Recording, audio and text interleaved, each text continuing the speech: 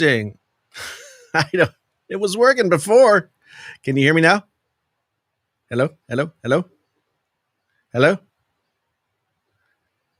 hello, hello. Can you hear me? Okay. I hate that. I don't know why it was working before. I don't know why that happened. I don't know why that happened. Anyway, as I was saying, when you couldn't hear me, it is Tuesday night. Time for the Painfully Honest podcasty live time thingy.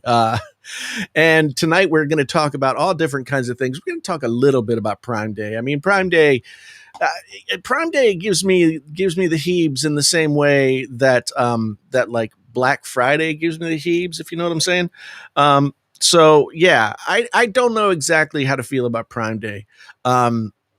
But we'll talk a little bit about it. There's some good deals out there that I think maybe you want to know about. So we'll talk about that a little bit. And then there's also some other stuff. I pulled some news stories that we could speak about. Of course, we're always going to answer the questions in the comments and all that kind of stuff. How's everybody doing this evening?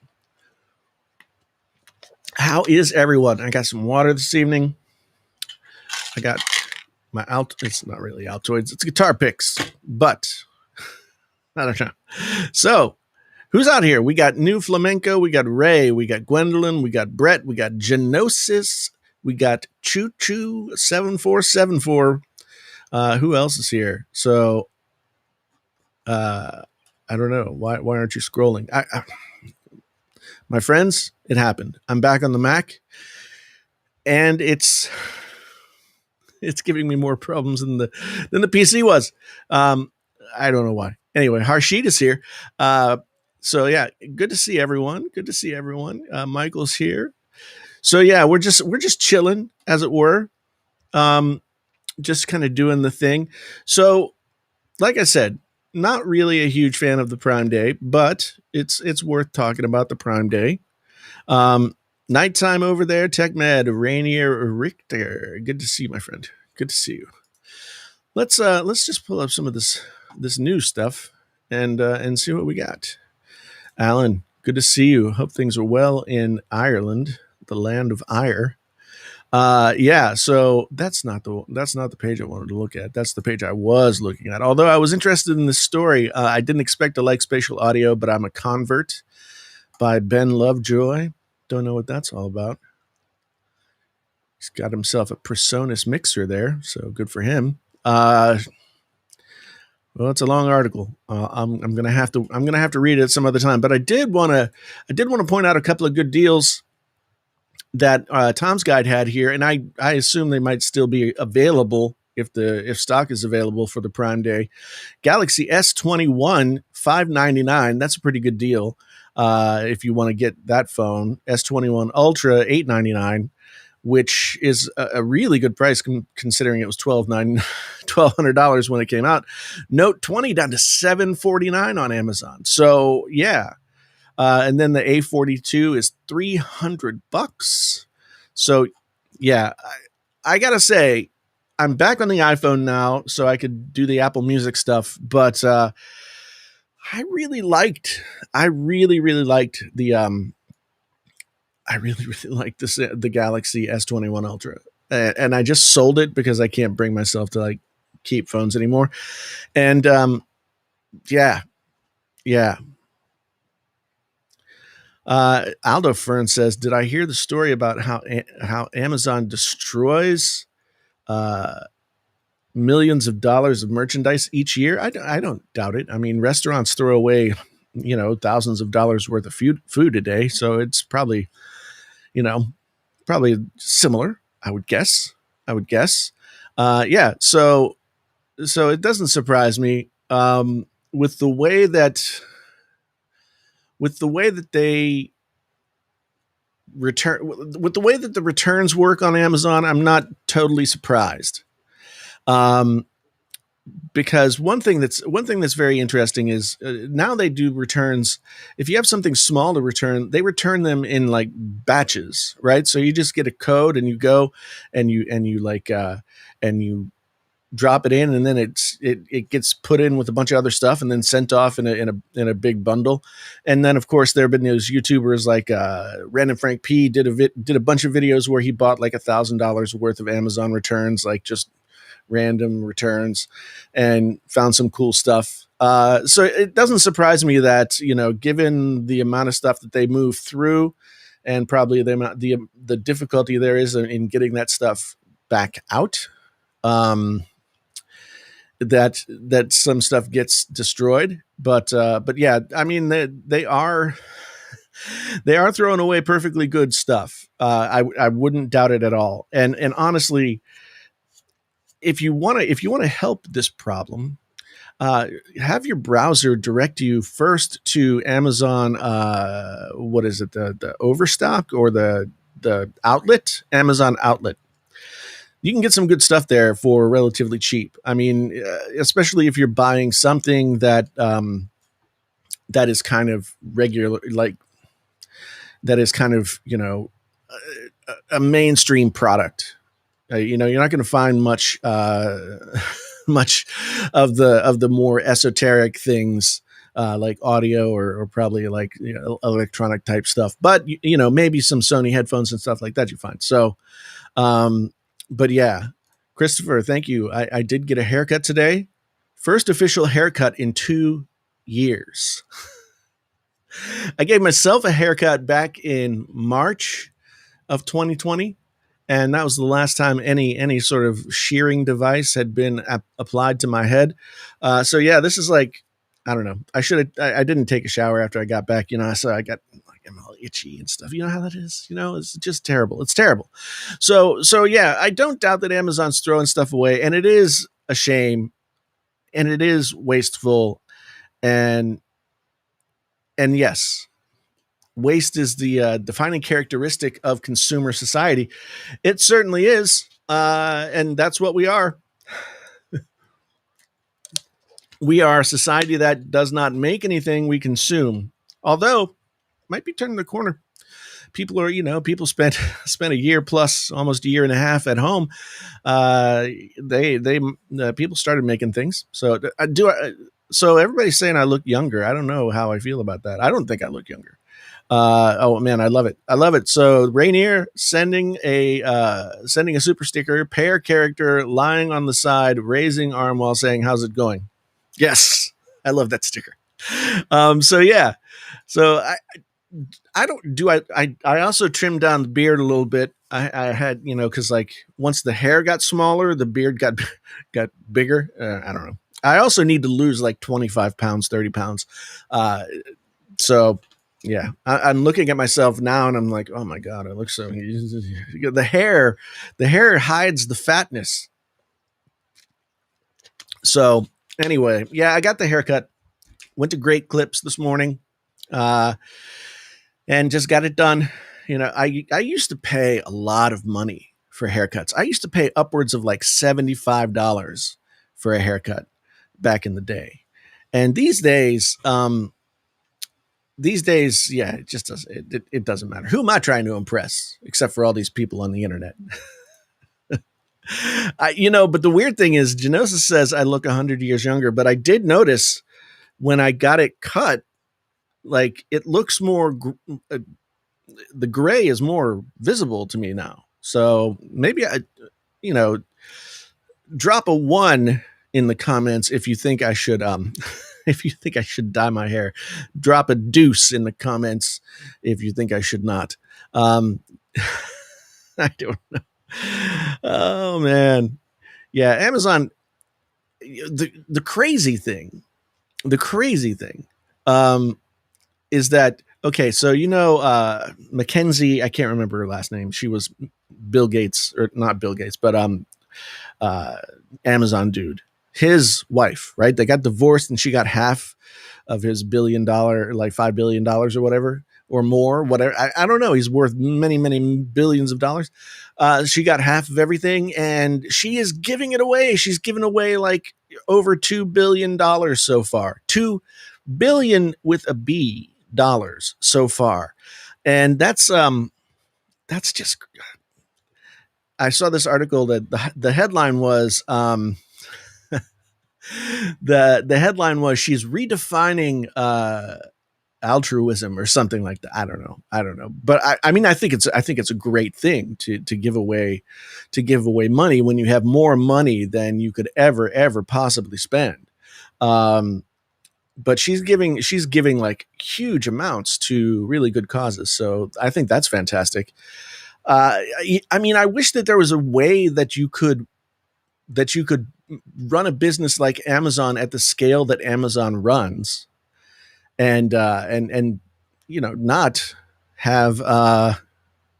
not have gross amounts of waste. But I don't think that it's possible. I don't think that it's possible, unfortunately.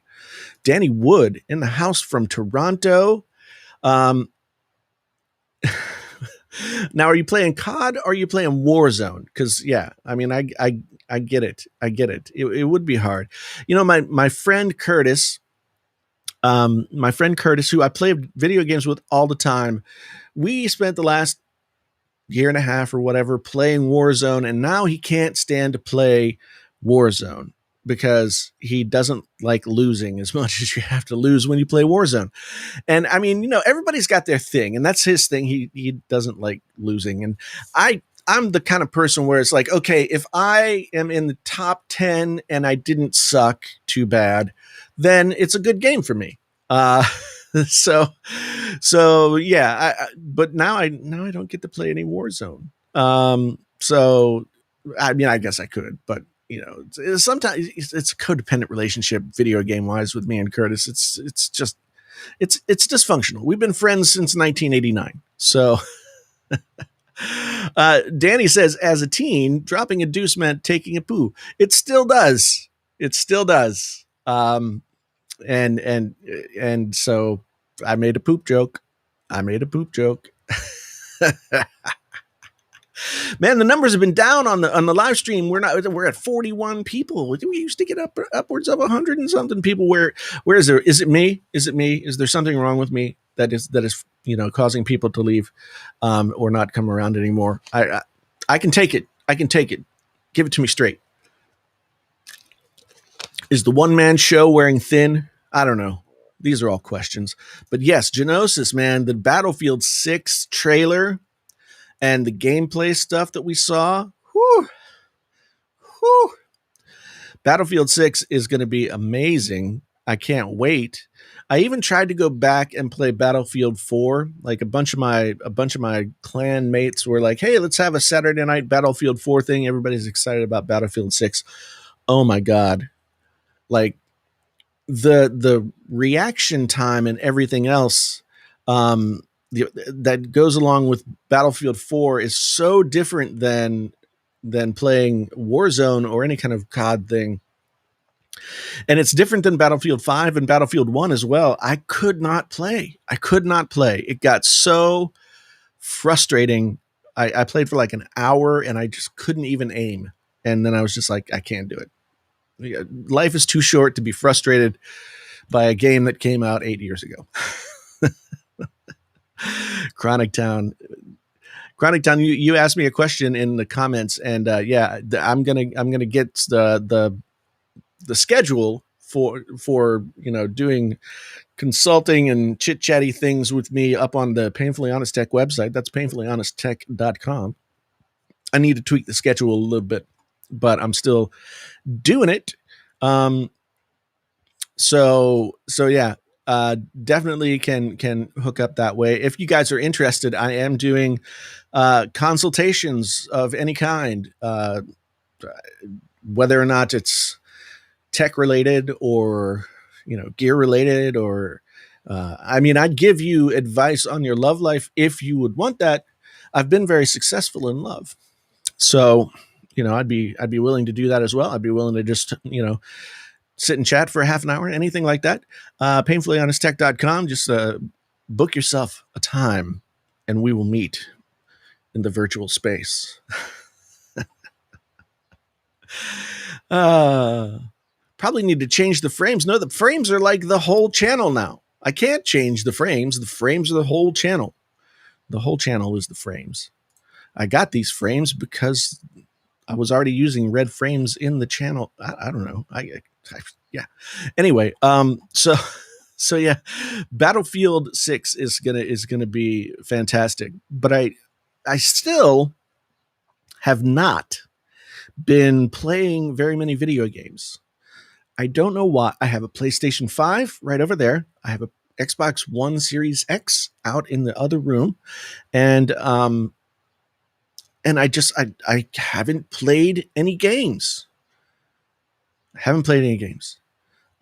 So yeah, I started playing Horizon Zero Dawn. I played about an hour and a half of that.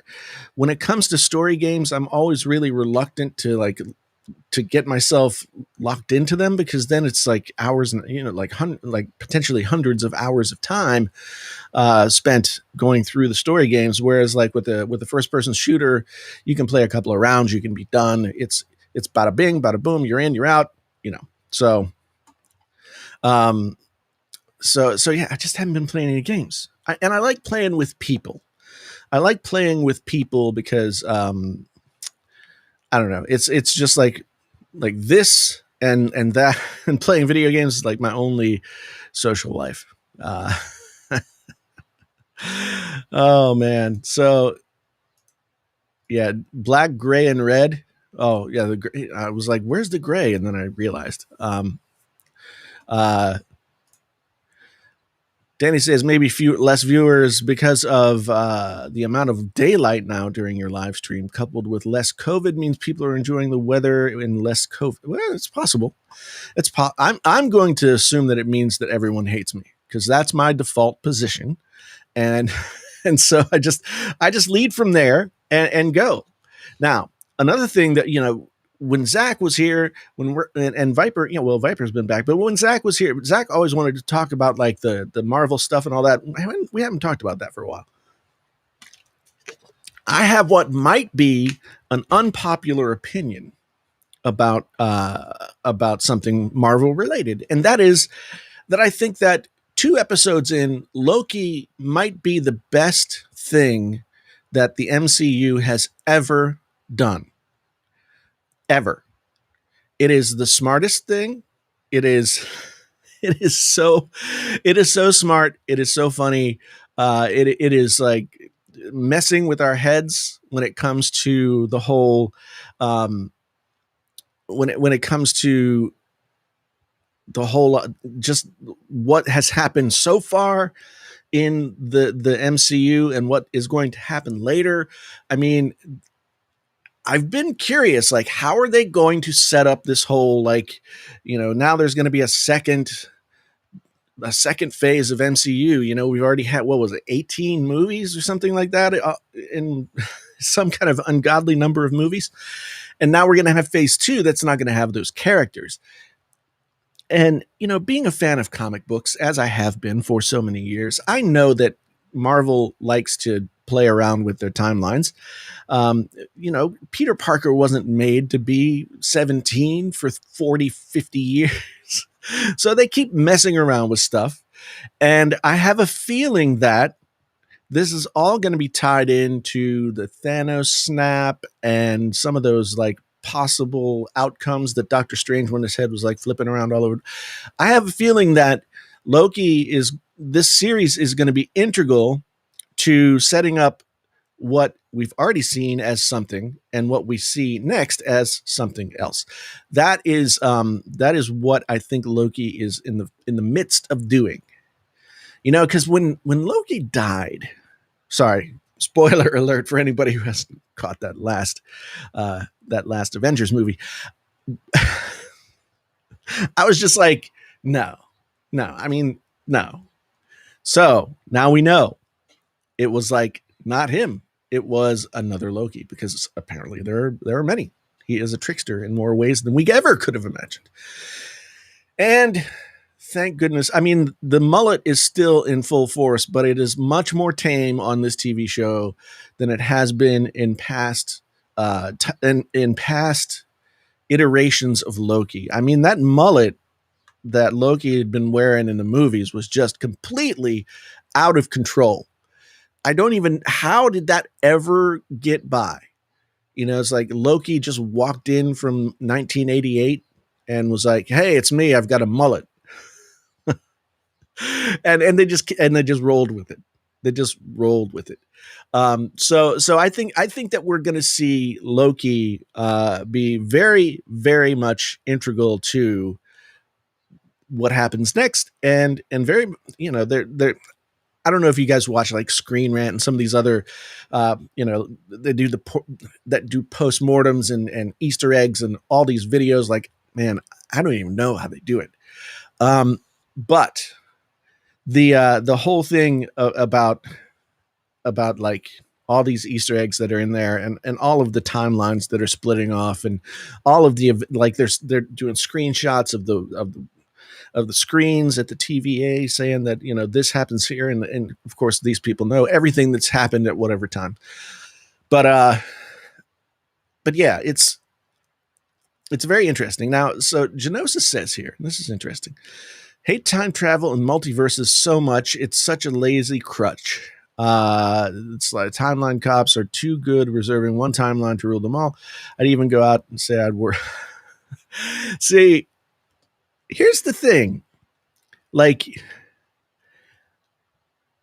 I agree with you. Okay. One of the big, like, stone tablet rules of writing is, first you have to know the rules, and and then you set about breaking them, right? And the one thing that started to get a little tired for me with the MCU was that it was just a little too bland. There wasn't enough at stake. The characters weren't interesting enough. It was just it was popcorn. It was popcorn. It was like, it was like a Snickers bar. It was enjoyable but not filling. You know what I'm saying? Now with this, they are bringing different facets of storytelling into the mix, and sort of playing with conception and playing with our ideas about what things might be, and I love the idea of that. And that's like the multiverse thing is, and time travel is amazing, is fun for me. Okay. I mean, I say, like, one of the things all right, I will stop reading a book if within the first 50 pages, the character recounts a dream. Okay, I'll stop reading a book. Just, it's done. If a character in the first 15 to 20 pages describes themselves looking at themselves in the mirror, which is like the lazy writer's way of telling the reader what the character looks like, I will stop reading the book. There are a lot of reasons why I would stop reading a book or stop watching a movie, and if time travel and multiverses and all that kind of thing are used cleverly, and to sort of upset expectations and sort of mess with things, then I'm down. I'm down with it. Now, so is Lady Loki really a Loki at all? Well, it's very interesting. So after I watched the episode last week, I sat and watched about an hour's worth of these post-mortem videos. And so there are a couple of different characters that she could be based on, but maybe not. And one of them is that she is a version of the Enchantress, or like an amalgamation of the Enchantress and another character. So is she a Loki? Maybe not. They've sort of dangled enough red herrings out there that you don't even expect, that I'm not willing to go one way or the other and say that there is or there isn't. But I'm really excited to see what happens. I was very shocked to see a female, but I guess that it makes sense now. Like, Loki is non-gender specific in the comics, or at least in certain iterations of the comic timeline. So, yeah, I'm excited to see what happens there, because I don't know. I still don't think we really know, and I know that Tom Hiddleston has gone on and done interviews and said it's episodes 4, 5, and 6 just like start to blow minds. So I'm very excited for that. The one thing about time travel and multiverse writing, as Genosis says, um, now I'm going to put on my nerd hat here because I love like Time After Time. That book was so fantastic. I haven't read it for 30 years, but fantastic book. If you've ever read Connie Willis, she does some amazing time travel stuff. She wrote this book called The Doomsday Book, that is a book about researchers in the future who figure out how to travel back in time, and they travel back in time as historians to sort of see things in as they're happening. And one of the researchers goes back to the time of the bubonic plague, so like the 1300s, and gets stuck and has to live through the bubonic plague times, like the Middle Ages and all that. I forget for how long, but it was so intense and so interesting, and I just can't get enough of that stuff. And there isn't enough of it, enough good stuff. Now, this writer named Harry Turtledove is well known for his alternate history stuff. But I've never read any of his stuff. I was a big fan of the Marvel comic What If. What If was like a bi-monthly comic, I believe. It was always a giant-sized issue where they would take some integral moment in the Marvel universe. I know that one was like, what if the Hulk had killed Wolverine, I think? Because that was like the first meeting. Well, the first time Wolverine appears is in a comic where he fights the Hulk, and of course he doesn't die. So, um, but what if he had? And then we wouldn't have Wolverine, so we wouldn't have the best Marvel movie of all time, and that would be a sad thing. Probably also one of the worst Marvel movies of all time. But hey, super sticker, red box of popcorn. Thank you, Rainier. I appreciate it. Man. The chat is quiet tonight. Everyone is quiet. It's been one of those days. Did you guys know? Not only did I get a haircut, but I also became a grandfather. Which, yeah, a week ago today, my first grandson was born. Now, this is its own sort of like alternate history, I guess. But so I think I've talked on the live streams before about my son, who we adopted when he was 12, and he's just turned 21. His girlfriend has been living with us, and she just had a baby.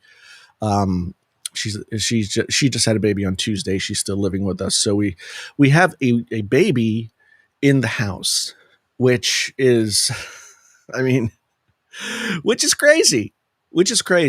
My daughter is going to be 18 in November, so there hasn't been a baby in my house for a long, long time. But man, babies are at all at once very constricting. Very, you gotta be on the ball with baby, and then also just incredibly fun. So incredibly fun and very soothing. A baby is soothing. So yeah, so it's actually kind of cool. So yeah, I have two kids. Our daughter is ours. Um, our daughter is ours, and then we adopted our son when she was about 10 and he was 13. And so there's a super long and we were foster parents, foster to adoption to all kinds of drama, but it's now brought around this young grandchild. His name is Zayden, and just it's really fun.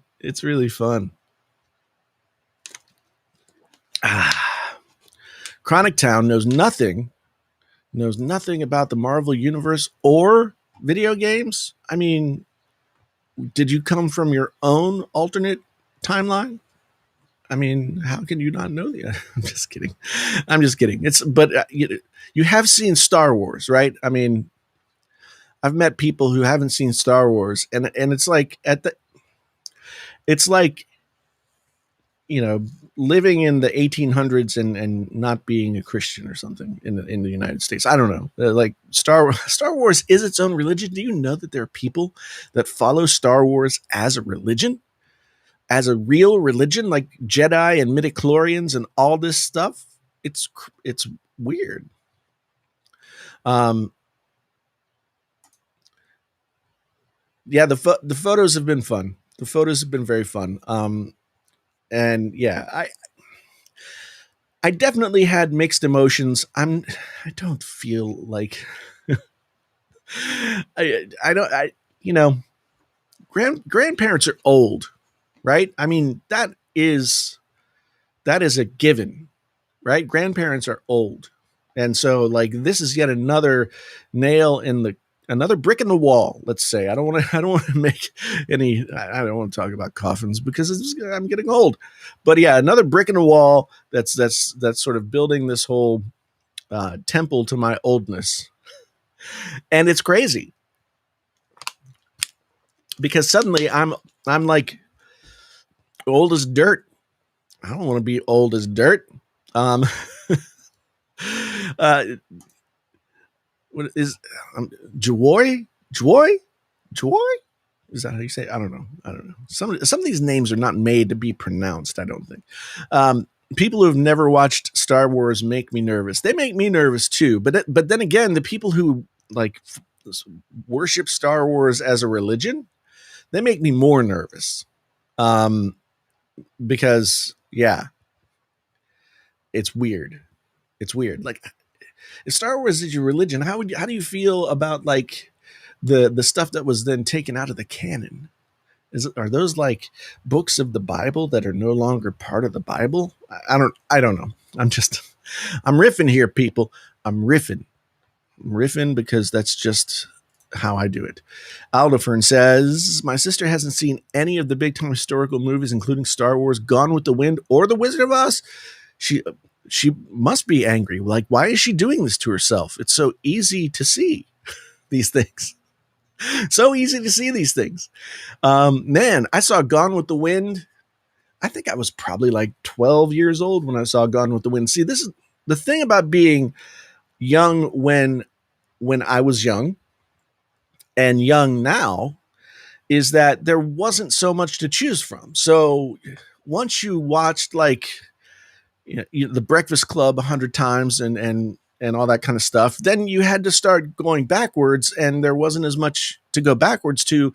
So you end up watching all of the Hitchcock movies. You end up watching all of the Godfather movies. You end up watching all of the really good stuff from years gone by. You watch Citizen Kane. You watch all that stuff, and you watch Gone with the Wind, and and and now there's so much media to choose from that kids just do not have any interest whatsoever in like going back and watching a movie that's more than 20 years old.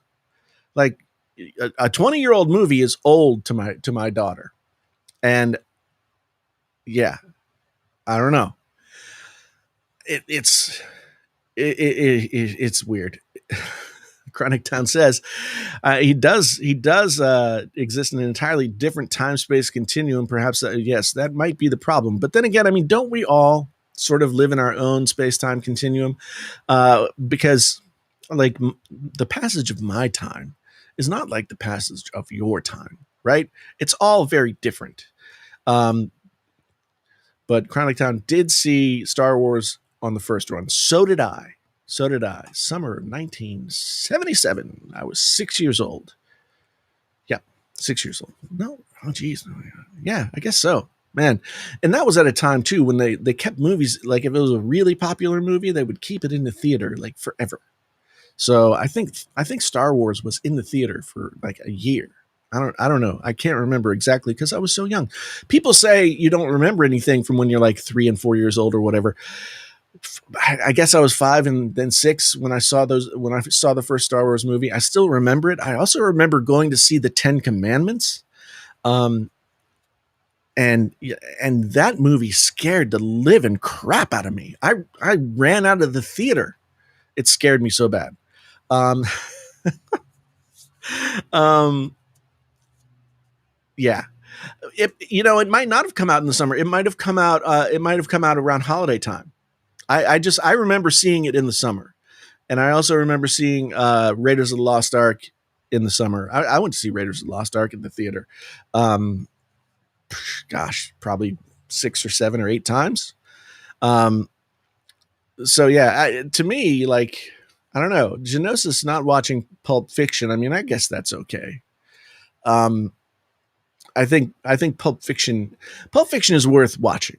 Uh, but it's in that weird sort of awkward teenage phase where it was, super cool when it was a baby, and then it got awkward and nobody really wanted to talk about it because everybody copied it for so long, and now it might be turning around and becoming like, you know old, and you could watch it. May 25th, 1977. Thank you, Aldo. But yeah, I think it stuck around until Christmas time. I wouldn't doubt it. Never seen The Godfather. Oh my God, man! How do you live in modern popular culture? And there are so many references. I mean, you've at least. I mean, I feel like if you haven't seen The Godfather, watched most of The Office, seen The Big Lebowski, and I'm sure there are others, then you can't get half of all of the references made in pop culture these days. Uh, so so yeah, but The Godfather's good, but The Godfather to me, it's kind of like Star Wars and Empire Strikes Back. It's good, but then like Godfather 2 is where it all comes together, and it's just mm, mm, mm, really good. Now, see, here's the thing: you don't have to put it off anymore. It's available on some streaming service right now. Block a Sunday, get up at a decent hour, make coffee, start with The Godfather. By dinner time, you'll have watched all three, and you'll be done. Um, Man, I just finished. Well, I haven't finished, but watched like all of the important seasons of The Office, like up through season 7, I think. My daughter and I watched them over the past several months, and some of that stuff is still really, really, really funny, and it's sort of aged gracefully into its teenage years. Um, but yeah, it's The Big Lebowski is available on Netflix. The first season, I don't know. I mean, the first season had a little bit of it had the cringe of the British show, but it like Americans don't do cringe as well as Brits do. So it had a little awkward it had to grow into itself. But then once Steve Carell got the hair plugs and they kind of found their stride, it got better and better and better and better. Um, Having watched the British and the American Office, I can say that I appreciate them both equally. Um, well, not equally. The British Office, I feel like maybe it would have developed more, but the British Office was kind of like, it just had those 2 seasons, right, and then it was done. Um, so like it had the one joke, and that was a good joke, and we never got to see if they came up with a different joke, right?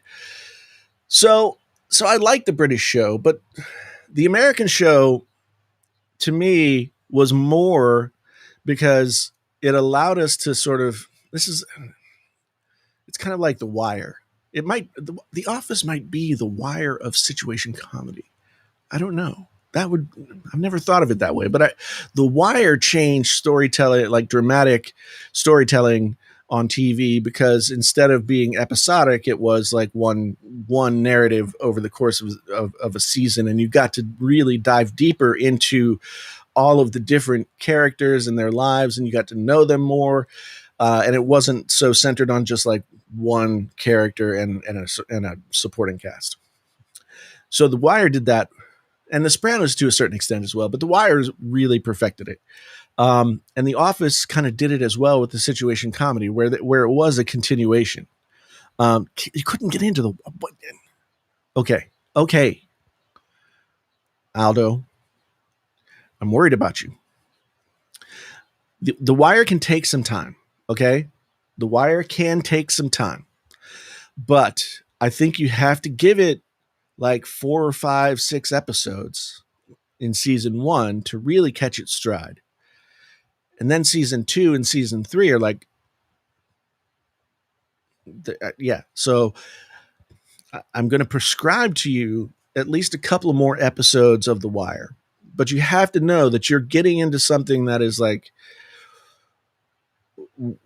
unlike other police procedurals. I mean, it is really different. So, yeah, yeah. Rainier couldn't stop watching The Wire. I mean, when I was in grad school, so I went to grad school for writing, and it was when The Wire was like, so it was 2005 to 2007. I was in grad school, so The Wire was pretty current, and oh my god, there was so much Wire worship at the time. Like, we were all passing around box sets of DVDs, and everybody was just like drooling over it. Um, and yeah, it does take time.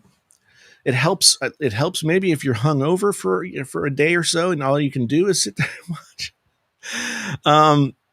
Oh no, you can't watch one episode of The Wire. You can't just watch one episode of The Wire, because you won't even get like a pinky finger into the story.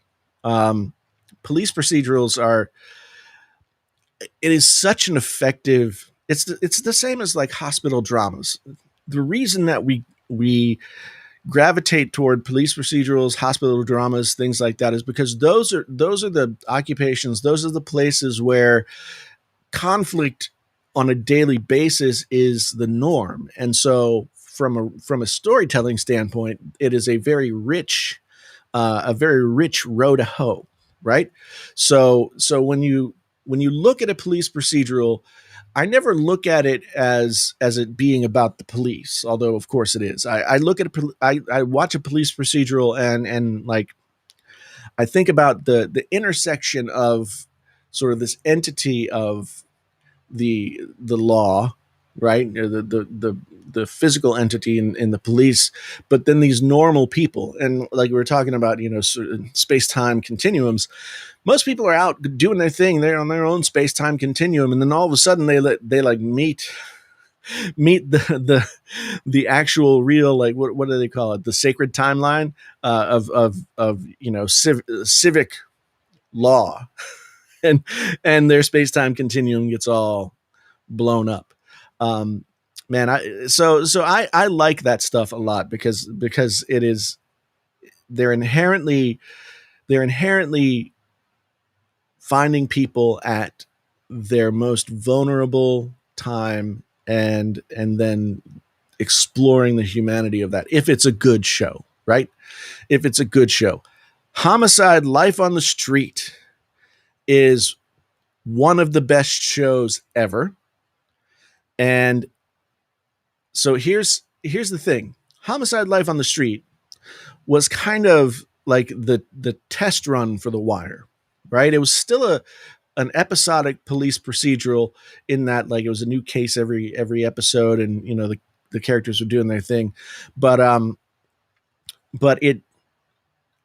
so a lot of the people who wrote The Wire and worked on The Wire also wrote and worked on Homicide. And so Homicide: Life on the Street, I mean, that show came out at a time when most police procedurals were pretty tame in terms of intensity. Um, and Homicide was like pretty raw. Rainier, thanks for being here. Have a good night's sleep. Thank you for hanging out. Yeah, Homicide: Life on the Street was really raw. I haven't seen it since it was on TV, and I don't know how well it would hang with the passage of time. But it was a really good show. It was a really good show, and so I just I'm addicted to like true crime podcasts and true crime YouTube channels and true crime this and true crime that. I'm addicted to all that stuff. In fact, like, that's all lately. All I've been watching on YouTube is true crime stuff, and then like fail stuff, as well as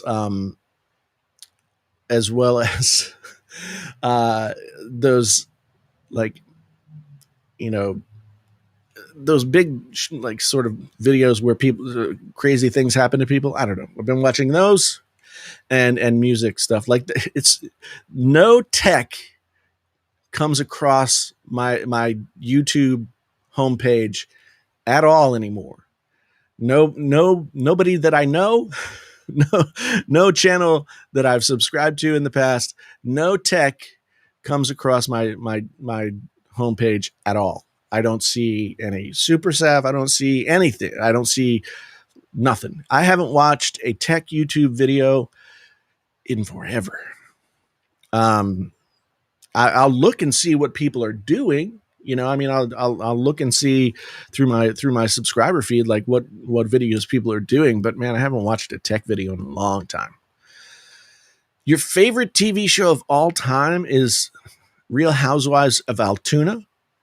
Altoona is a cool town for central Pennsylvania, but but I don't know about best show ever.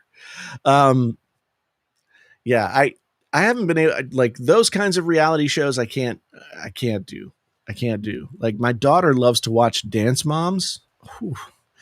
I have never seen a more evil, catty set of people all in one room, all at once. Altoona, Iowa. Okay. I think there is an Altoona, Iowa. I just always think of Pennsylvania. MASH was a great show. I still remember watching the final episode and then watching it also all the time in syndication back when there was no YouTube, so we watched like sitcom reruns. Yeah, yeah. So there's a there's a lot of good stuff out. There's a lot of good stuff out there now. It's kind of overwhelming. It's kind of overwhelming. I'm finding myself overwhelmed. Yeah, MASH is like a classic novel in that it doesn't age the way that other TV aged, right? I mean, the thing about MASH is it was already set at a time far enough away from the present day that wasn't it wasn't kind of it wasn't connected to the time. So like the costumes were of a period, and so everything was sort of already set out. And so again, it's a great sort of it's a great setting for drama. Again, you've got war, super dramatic, and then you've got hospital, also super dramatic, and then you've got like all the people that come and go out from the natural ebb and flow of what was going on at that time is so ripe with so many possibilities for storytelling. It's just unbelievable how ripe that was. And then the characters themselves developed.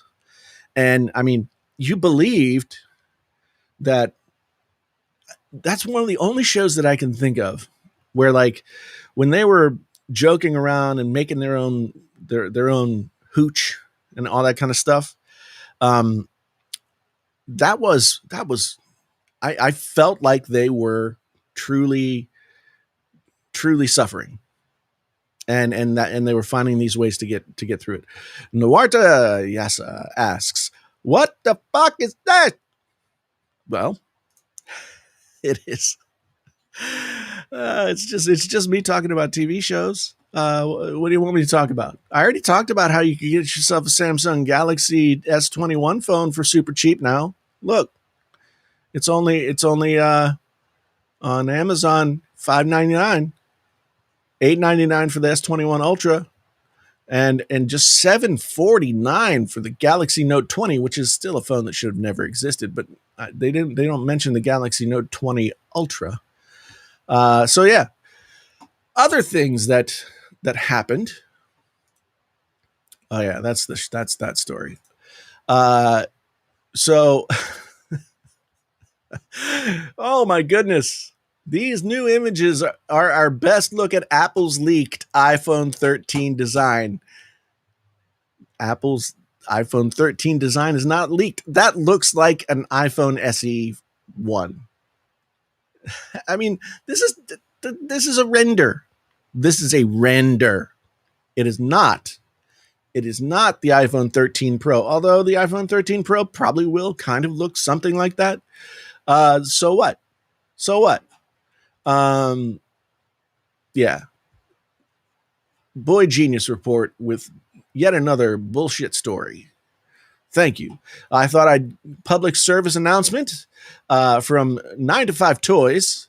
Nomad, friend of the show, base station. This base station thing, it's like the Air Power, but it works and it looks better and it's made out of wood and leather. Charges multiple devices, $98. Then they've got their rugged cases for the iPhone 12s, AirPods rugged case, slim tile wallet. Nomad makes some really nice stuff. They really do. And I need to get more Nomad stuff into my life. Um, but yeah, so Nomad has some stuff on sale right now. So if you're looking for some high quality leather goods for your mobile devices, then Nomad is the place for you to go. Redesigned high-end MacBook Air is coming and could launch later this year. Wow, that is some hard-hitting freaking news right there. Dua Rashid is just killing it with the news. Look who's mentioned. Our friend of the show, John Prosser, is in sentence number 2. Sentence number 2. Subordinate clause. So anyway, oh yeah, of course, Prosser remarks that the new MacBook Air will feature a number of design upgrades in a range of colors, like the 24-inch. Like, what design upgrades? Okay. Yeah, besides the colors.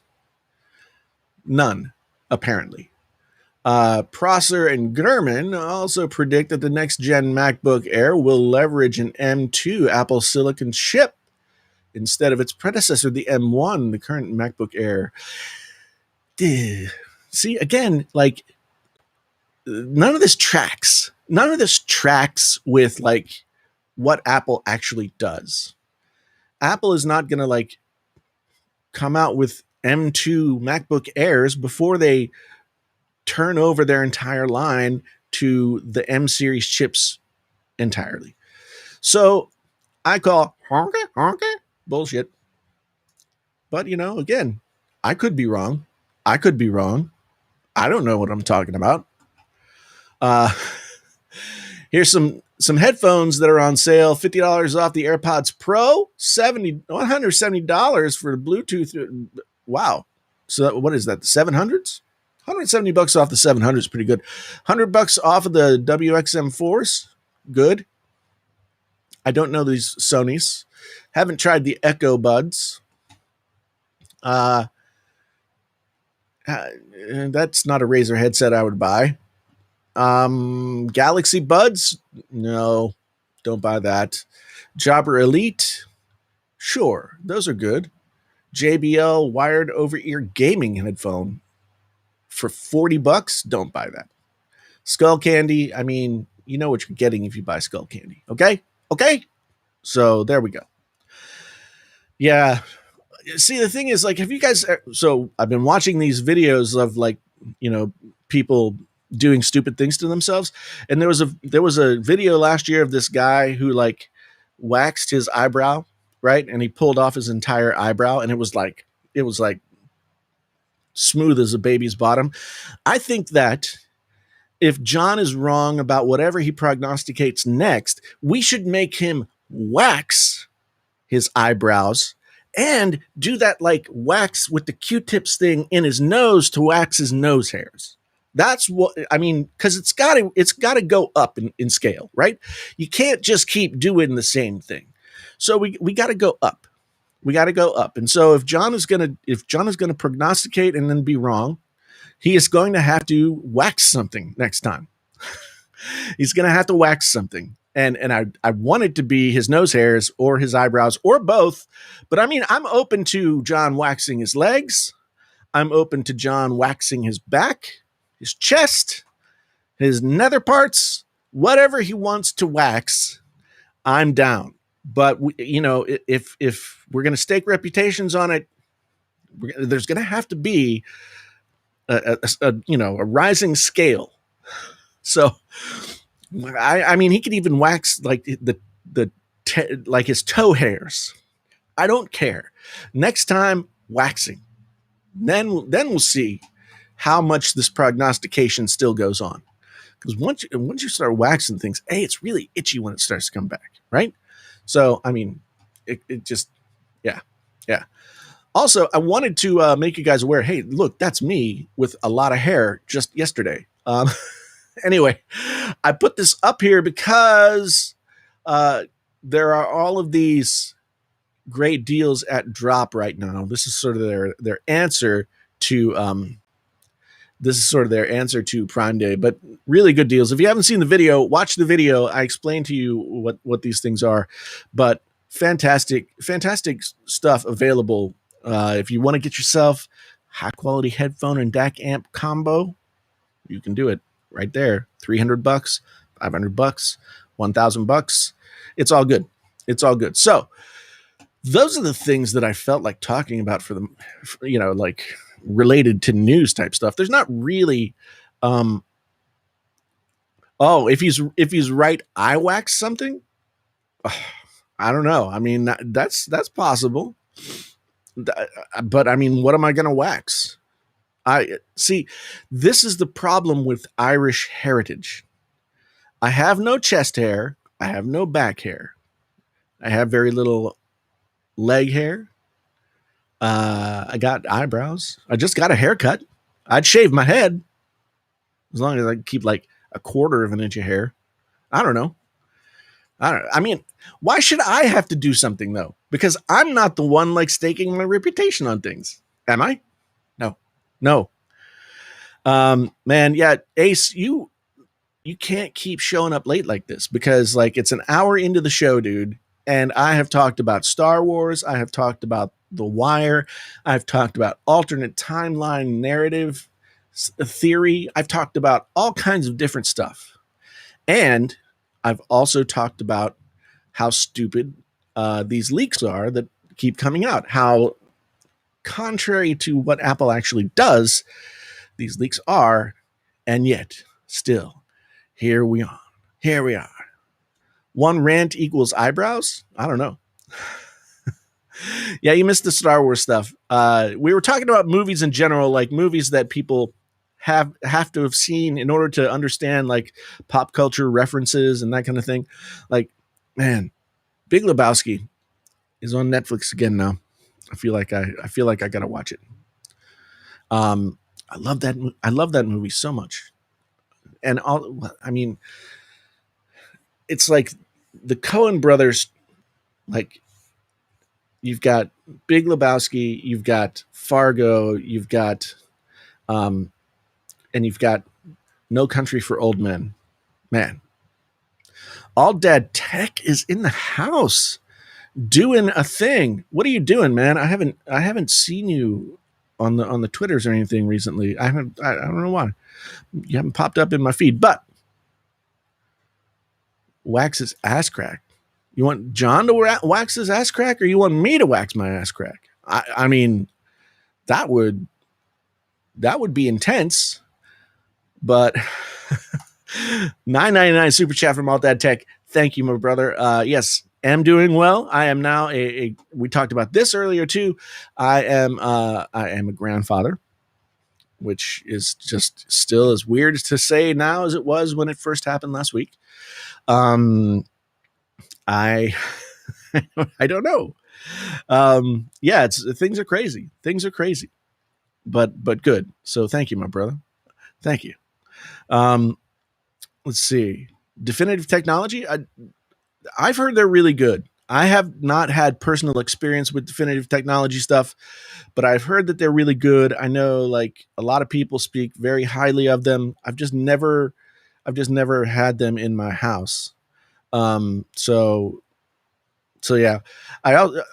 Another thing that's going on here. I got a haircut, and that happened. Man, Great cuts, $16. $16 for a haircut. Now you got to tip. You got to tip your hairdresser. Here's a funny story. I did not know that you were supposed to tip your hairdresser until I moved to New York City. And, I was getting haircuts every month or two, and I would just pay them. And I kept getting these really nasty looks. And then somebody told me that you're supposed to tip the hairdresser, the hairstylist, the whatever they are. And I had no idea. I had no idea that you were supposed to tip hairstylist. Okay. I knew about restaurants. I knew about some, but yeah, in New York, you tip everybody. It's like, guy comes to fix your toilet, you give him a tip. So yeah, I kind of felt bad today because I just like rounded up to $20, and then I was like, oh wait, that's not even enough. That's not even enough. But oh well. So yeah, man. What else is there? There is no tech news. Is there tech news? Is there tech news out there that we could talk about? Anybody know of anything other that is like a real thing and not some stupid leak that people are talking about? Don't play with matches. Okay. I don't think that's the kind of tip they were looking for. Oh yeah. Yeah, this one didn't have the percent. This one didn't have the percent. Like, I never thought about tipping a delivery driver. Never thought nothing. I tipped the restaurant people. That was it. Yeah, I think we need to start a campaign. We need to start a campaign. Like next time John Prosser is wrong, he needs to wax something painful. That's what I say. Chronic Don is so over the iPad Pro reviews. You're using one as your daily driver, if I recall. Yeah, that's the thing. Like, what are we supposed to talk about? The iMac is not worth talking about because it's just the same thing as the other stuff that came out before. The iPad Pro, I mean, we all know how disappointing it is or not to you, regardless. There's nothing to talk about. And I was watching Paul's Hardware, and he was doing like a Q&A show, I guess, that he does every so often, and somebody asked if tech YouTube was dying, and I hadn't really thought about it. I mean, I'd thought about individual pieces of it, but like, of course, he's a PC YouTuber, so he's looking at it more from the PC side. But thinking about it, on that end, they can't get graphics cards. They can't do computer builds. Everything's so expensive. So yeah, I mean, the PC guys are suffering, and girls. I don't mean guys in guys. I mean guys as in everybody. Okay, don't cancel me. But yeah, I mean, by this time last year, we would have had an LG phone. We would have had the Pixel, probably would have been announced and released, or at least close to it. Not last year, but in typical years. We're not getting a note phone this year. We are going to get a Fold. I mean, the number of smartphones that are coming out is just not. There's just not many of them. There's just not many. So it's kind of the same thing as PC tech, where there's just not as much to talk about if you're a smartphone focused channel. Retro tech is doing good things. I mean, I love the idea of retro tech. I watch 8-Bit Guy sometimes. I watch Tech Moan sometimes. But yeah, I would love to do retro stuff, but at the same time, like, it's a lot of work. I don't know if the Fold 3 is in mass production or not. Now, I did get an email today from one of the affiliate companies that I work with, and I guess Samsung is going to be doing some pushing of the folding phones here soon, both the ones that exist and then the new ones that will be coming out. Like this time last year, we had the fold, like the what was this one? Um, the clamshell one. I forget what it's called. Whatever. Um, so yeah, don't worry, Yates. I wouldn't be where I am today if I worried about making everyone happy. Now, where I am today is either good or bad, depending on how you want to look at it.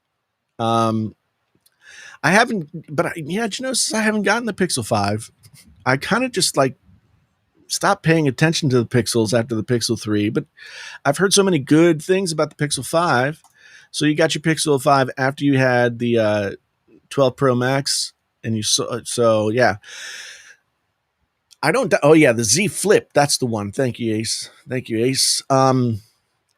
It doesn't even flip. It does this. The Galaxy Fold Muppet, right? Um. So yeah, it's just like things are just getting really like it's silly season beyond silly season. Um. The leaks are part of it, but the leaks were around last year too. So leaks started really gaining speed last year because there wasn't any tech coming out.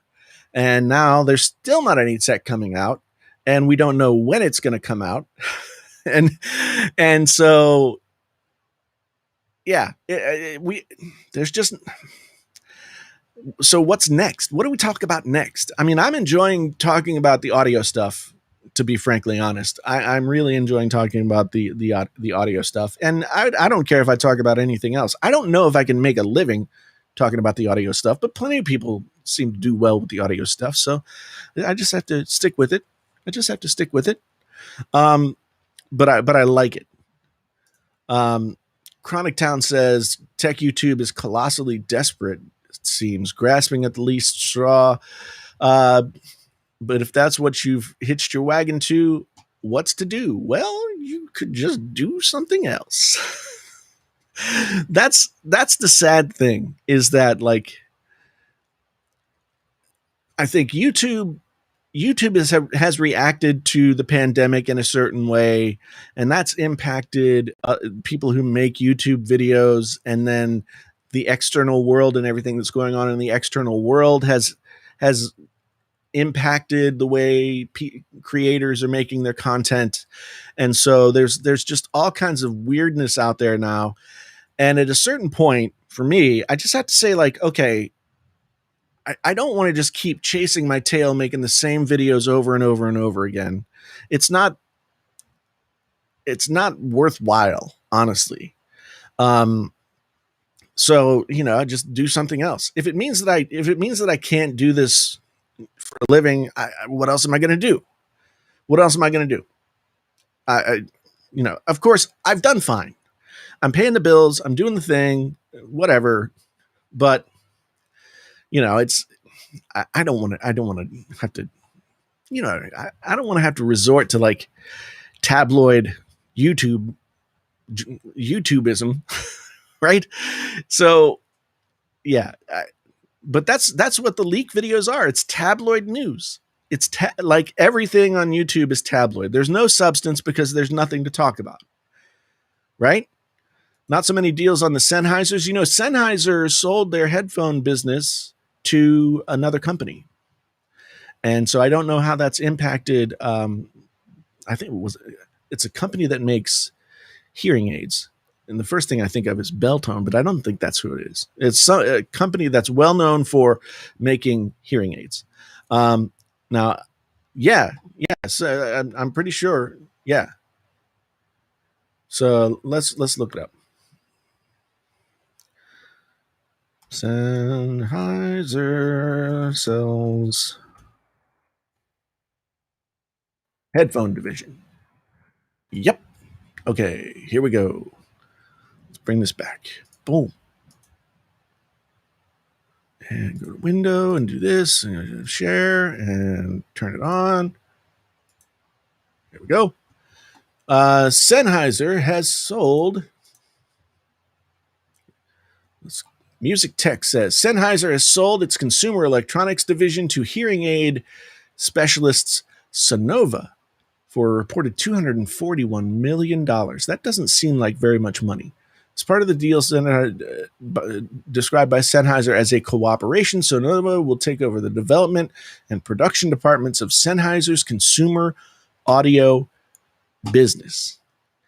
So, yeah, there you go. I don't think that they're going to go away, but there have been changes. Like, you know, they spun off the gaming headset stuff to now it's their own company called Epos.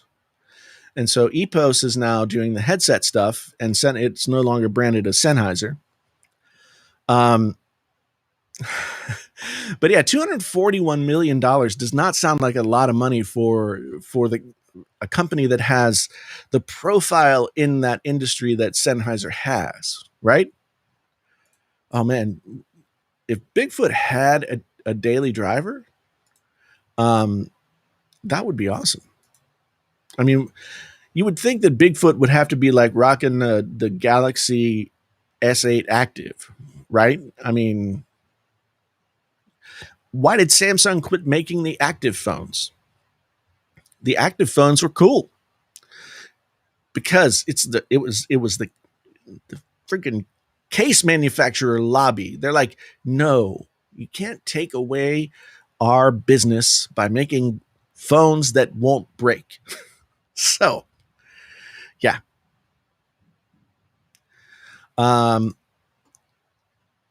Genosis said, I mean, they've changed manufacturing for the 600s updated version, and they're great. I didn't know that. I still have my old 600s. I'm hoping to get the 6XXs because those are obviously based off the 650s, and I've never actually had a pair of 650s. I've just had the 600s. So yeah. It'll be interesting to 30 years of I mean, the 600s themselves have been out for 30 years. I mean, Sennheiser's been around forever. So yeah, less than $250 million. It's crazy.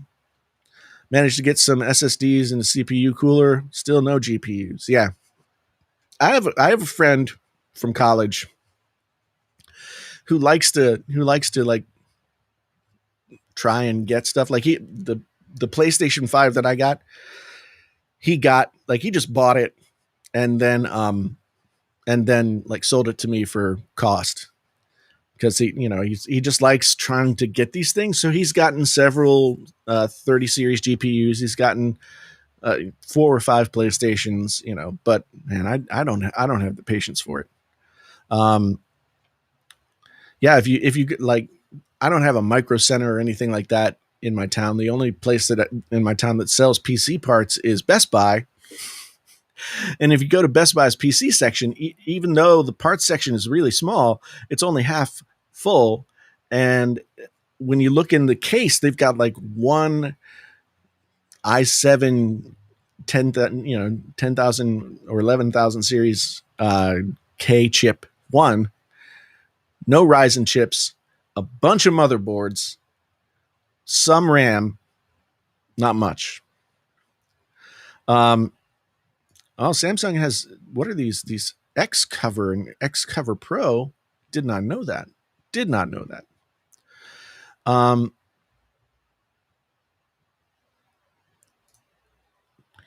Still looking for a clear upgrade to the 600s, man.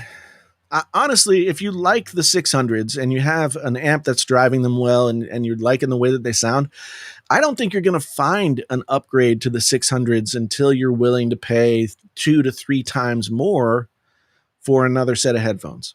And even then, like, I've found that the more expensive headphones become more esoteric and sort of niche-y. And I don't always like them. Although I did just get these. This company reached out to me. Let me shut this down. This company reached out to me. What are they called? Harmonic Dyne. This is freaking, it's like a Pelican case. This thing is intense. So this just came to me, and look at these things. I could make it some kind of crazy like cheese out of that or something. I don't know. They got wood on them, and the pads are nice. The pads are very velvety. Pads are very nice. So I got to try these out. Serial number 1200. Actually, say what the serial number is. Has anybody ever heard of this company? Harmonic Dyne, Dyne. Yeah, I don't know. I'm looking forward to trying those out. They smell like glue. I think I'll do like an unboxing short on the YouTubes. Chronic Town says, when YouTubers talk about their passions, the videos are great. When their own content bores them, the video are dreadful. Yeah, that's true. That's true. I mean, you know, there are ebbs and flows in everything, right? I mean, sometimes you love your job, sometimes you don't. But yeah, I finally just had to decide that to talk about something different than what I was talking about entirely, because there was just nothing in the smartphone realm that I felt like talking about anymore. So yeah. And luckily for me, Apple announces lossless audio, spatial audio, all this stuff. I talk about Apple stuff often, so I get a lot of views from Apple stuff. So it was a natural pivot point for me to go back toward the audio stuff. It seems to be going okay. I'm enjoying it more for sure. So yeah, it's a very interesting. It's a very hard thing to do, like to keep yourself engaged, and year after year after year after year, it's sort of like talking about the same things, and you got the same cycle, and et cetera, et cetera. And I think I talked about, having a conversation with John Rettinger about how he just approaches it as a business. Like he doesn't see himself like he doesn't see himself as naturally like an artistic guy or anything like that. And so he was just, he looks at it as a business, and in this business, you do these things. And that's a really refreshing way to look at it, because then it takes the pressure off of it being personal, right? But YouTube is also a very personal medium. It's a very like, one-on-one kind of feeling medium. So it's really hard to it's really hard to sort of stay engaged in that way all the time. I mean, I've been thinking about doing like sort of more vloggy stuff and that kind of thing. Just because, like, I don't know, I've got lots of good stories to tell, I guess. I don't know. Derek asks, what's the best $150 headphone in my opinion? Well, Derek, that's a good question. I mean, you've got stuff in the $150 range, like the Sennheiser HD 599s and 98s. You've got, of course, the Audio-Technica M50Xs. Those are good as well. See, but those the M50Xs are more of like a. I don't look at them as like a music listening headphone. They're kind of a lifestyle headphone in my estimation. The Hi-Fi Man HEXXs, the Hi-Fi Man HE4XX, that is on the drop right now, is on sale for $160, and those are really good. But the only thing about planar magnetic headphones, and that's what they are, and they sound really, really good, but you kind of have to have some kind of amp to drive them. I don't think it has to be a super expensive amp, but something. But yeah, around 150, there's just a ton of stuff. But I'd probably lean toward the Sennheiser, like the Sennheisers in that range, like the HD 599s, something like that. Or do they have it? I think they have an upgrade for that now. I can't remember. It's been a while since I checked them out. Um, AJ asks, have I tried Audi's headphones? Yes, I have. I have a pair of Audi's LCD ones that I just started listening to again today. I've had them for a while, and I promised them a review, and I haven't done it yet. They also sent me the Penrose gaming headset, and the Audis, much like the Hi-Fi Man, the Audis LCD 100s are smooth, very smooth. They are planar magnetic headphones, and they are just, there's something about those planar magnetics that are just, whereas a speaker can kind of an un an un I don't know how, like a not so sophisticated driver in a headphone can blare at you at a certain point. Um, Whereas the planar magnetics, they never seem to get harsh. They never seem to like blare at you or anything like that. They just kind of yeah. They're very smooth, and they don't seem like their perceived loudness is not as loud, if that makes sense. They don't sound as loud. Um, they are loud, certainly, but they don't sound as loud. I think a lot of people, when they first try planar magnetic headphones, they're like, "Oh, the volume isn't as high," but it's sort of a perceived volume thing.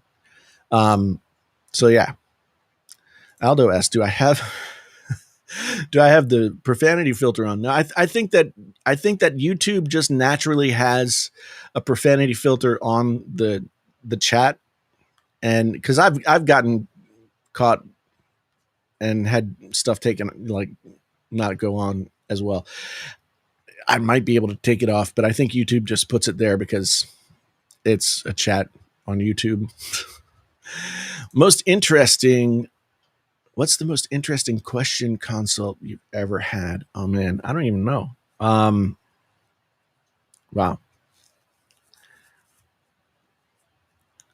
I mean, I've done stuff like that in so many different arenas. It's really hard to answer that question. I mean, I've helped people.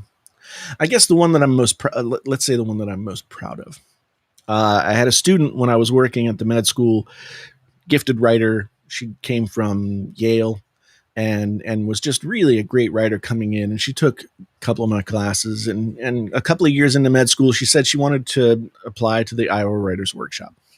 And I had no doubt that she had the skill to get in, but the Writers Workshop is a graduate program that's 1,500 people apply, 25 people get in.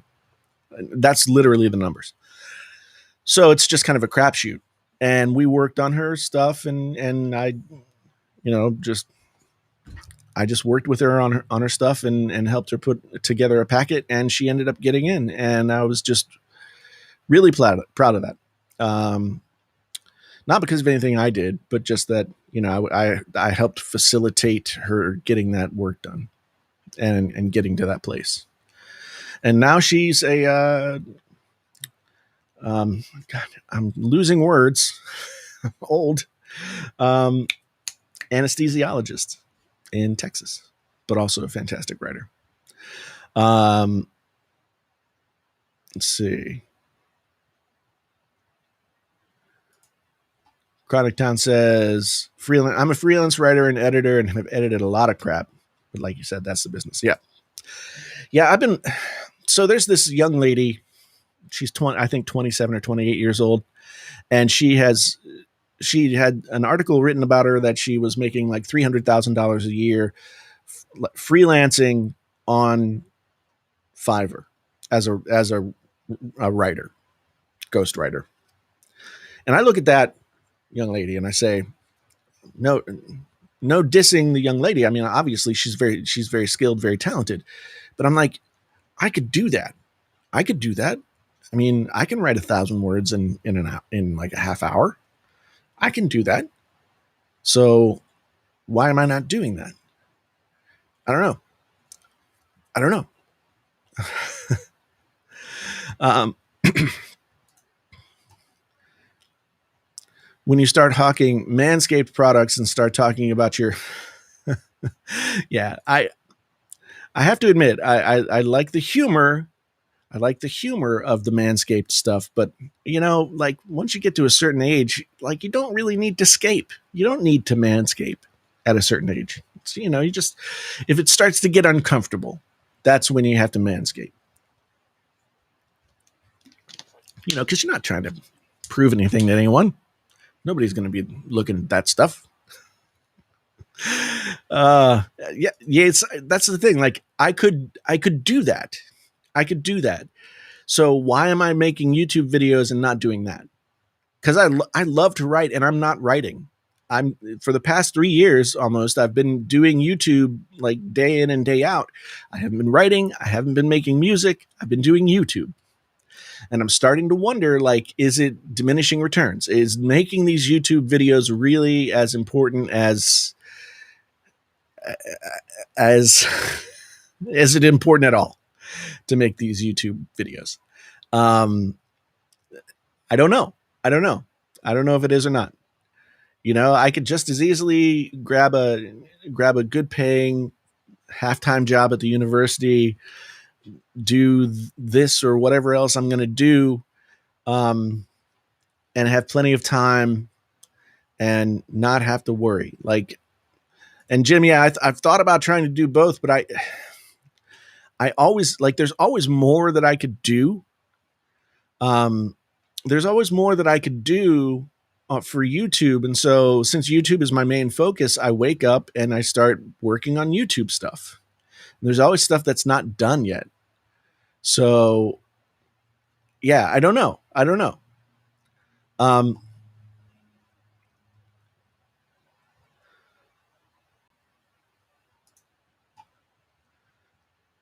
America's Finest says it's becoming less and less important, at least for pre-recorded videos anyway. Yeah. I mean, I like the vibe of live streaming more than pre-recorded videos, but there's an ebb and a flow. I mean, I don't know if I could make a living doing live videos all the time. Um,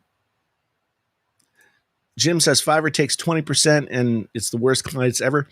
But that's, yeah, I get it. But bad clients are part of building a business too. So it's like, eventually you keep going, you make more money, you get better clients, you satisfy those clients, and then, it just keeps building. But it takes time. It's like I was saying earlier, like everything is on a schedule, whether you realize it or not. Like, um,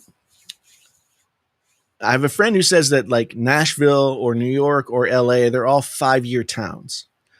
And what my friend means by that is that um, you move to a town. Let's say you want to be a musician or whatever, whatever career you want to go into. You move there.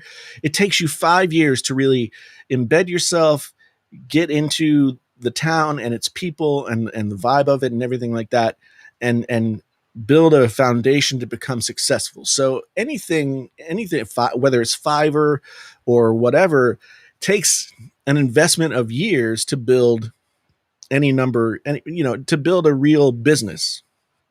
So like I said on Twitter today that like, July is the anniversary of when I put in my notice at my job. So 2 years doing YouTube full time, and I've been paying the bills and I've been doing all that kind of stuff, but I'm just kind of like, is this what I want to keep doing? I don't know. I mean, on one hand, the challenge and the excitement of building a business is fun, but on the other hand, like, I mean, sometimes when you're doing like the less and less stuff to talk about, the less and less um, exciting it is to do it. Um, so yeah, I mean, when you're doing Fiverr, yeah, Fiverr is taking like $2 out of every 10, right? And it takes a lot of time to get to the point where you can charge 25 or 100 or 150 or 200. Like this young lady that I was talking about who's doing the freelance thing, like she's ghostwriting books, and so that's like a whole different level of project. But it took her time to get there. I think she started, like, she quit her full-time job at 23 and she's 28 now, 27 now. So yeah, it's like around that 4 or 5 year time frame, you know? So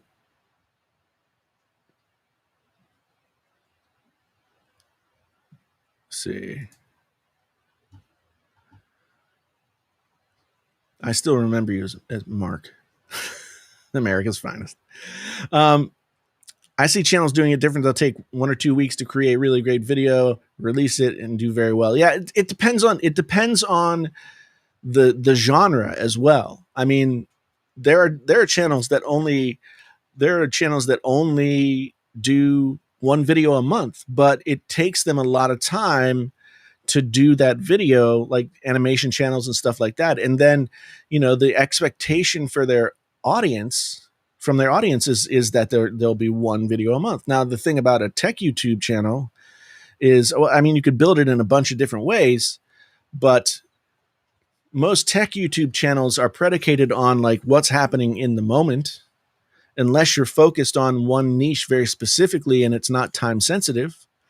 And so you end up being kind of like on this like, hamster wheel, just spinning and spinning and spinning.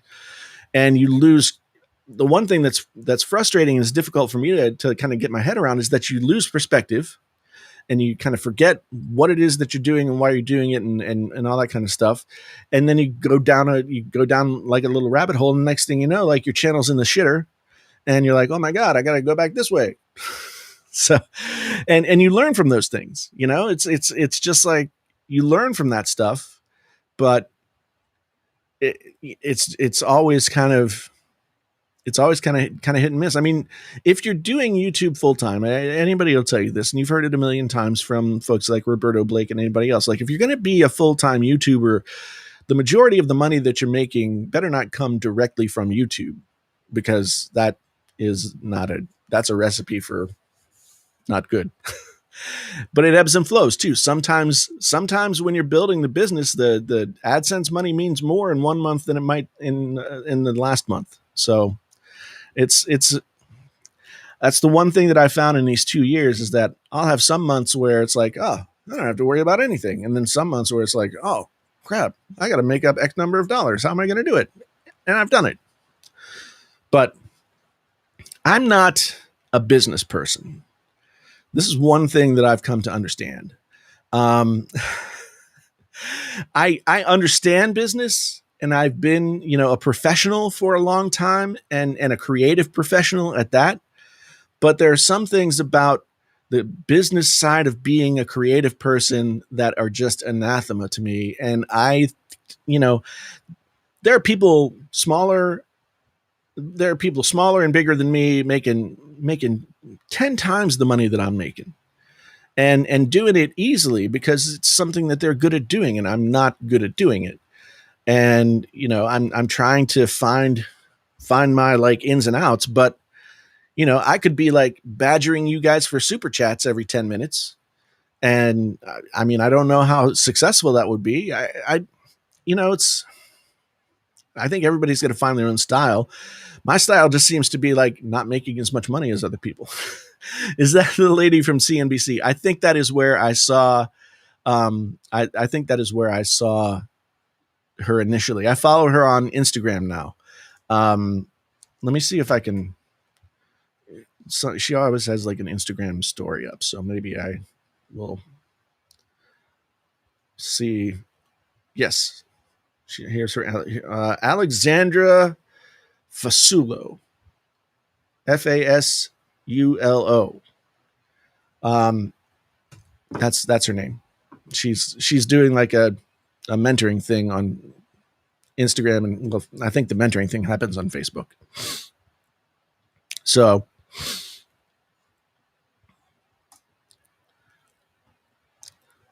Mark, America's Finest says, I disagree that you're not good at this. Painfully honest tech. That's just not the case. Your Can You Trust series was great, but yes, the Can You Trust series, though. I mean, that was 3 years ago. What have I done? What have I done lately? I mean, the Can You Trust series hit. I mean, a lot of times when something like that hits, it hits at the right moment, and it sort of and you try and sustain it through that moment, but then it's not going to work forever. And I just felt like I just felt like the Can You Trust thing sort of ran its course, and I did like 20 or 25 episodes, and as I got toward the end of that, they were getting fewer and fewer views, and there just weren't as many people to make videos about. And my channel had changed, because when I started doing those videos, I was under 100,000 subscribers.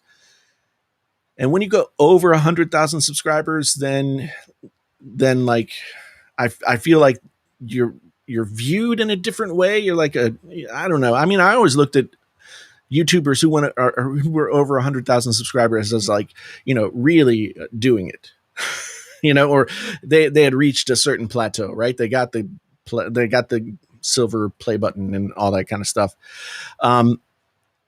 So yeah, I mean, I kind of feel like Can You Trust just kind of like ran its course.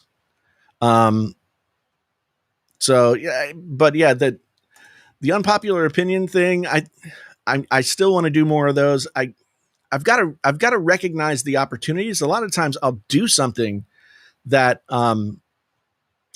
that could be an unpopular opinion video, but I just don't put it together that way. So I'm trying to put together a schedule, like a real schedule of content, so that I'm not just reacting, I'm being proactive.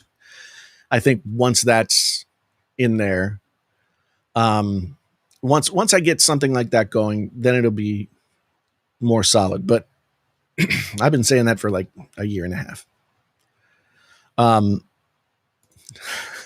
Thank you, Aldo. Yes, I am a failure. It's okay.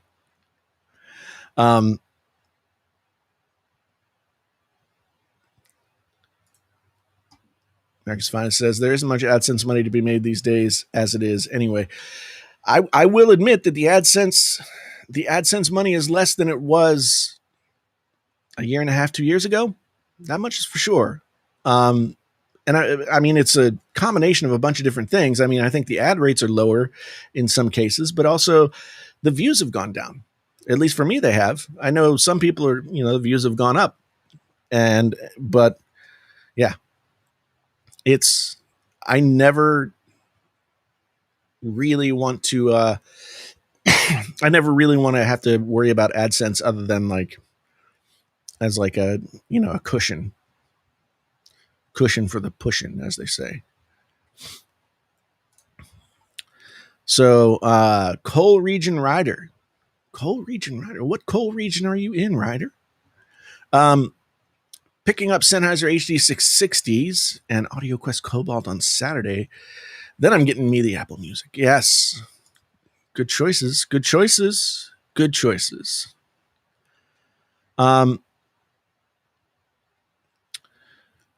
I do get a lot of evergreen views. And so one thing it's another balance that I need to make is I need to make enough stuff that will become evergreen, and enough stuff that sort of is in the moment that will get views like at the time that I release the videos. So yeah, but like the SteelSeries Pro wireless headphone review that I did early last year still gets anywhere from like 3,000 to 15,000 views a month. And when I first released that video, it got like 1,000 views in the first 3 months. So it's, I have several videos that do well. Review videos do well. Like right now, my WXM4 Sony video is still doing well. It's in my top 3 or 4 every week. And that video has been out for a few months now. So as long as I keep doing reviews, that those are the evergreen videos. I'm hoping that I can have more evergreen videos in terms of like, a lot of times they're like top 5 lists and that kind of thing. But I also want to do some of the stuff that I'm doing in terms of like helping people learn how to listen to stuff and that kind of thing. I'm hoping those become evergreen as well, because I want to talk about more of the stuff that I know that I couldn't talk about when I was talking about smartphones because it just wasn't relevant, right? So I'm trying to balance stuff, but it is hard, and as soon as like it seems as soon as I have a good week or two where I'm getting some momentum, something in life will happen, something will happen newsworthy in tech, and then I have to cover that, and that messes up my whole thing. And the one thing that I have to stop doing, and I am going to stop doing, is taking products, whether it be for sponsored videos or just because I'm interested in the product. A lot of times it's I'm just interested in the product. Stop taking those products to review because there's they don't get the views that I want them to. So anyway, but that's again, just learning stuff. Like, how niched down can I be without being like only talking about wired headphones? It's like only talking about wired headphones would get just as boring as only talking about anything. So, that's kind of the whole thing. Pennsylvania, coal region rider. Where in Pennsylvania? I don't know if you know this, but I grew up in northern West Virginia, right on the Pennsylvania border, like literally 2 or 3 miles from the Pennsylvania border. So, what do I think of the M50Xs? I like them. I mean, I don't find them to be like a really true headphone in terms of like you're not getting you're not getting a flat response or anything like that, but they are fun, good sounding headphones. They have more of a smiley face sort of EQ curve to them. They're very comfortable. You can change out the pads and they can be even more comfortable. So yeah, it's yeah, I like them. I think for the price point, they are a good option for sure. And you don't need a DAC or an amp or anything like that with them. They're very sensitive headphones. I think they're like 32 ohms. So yeah.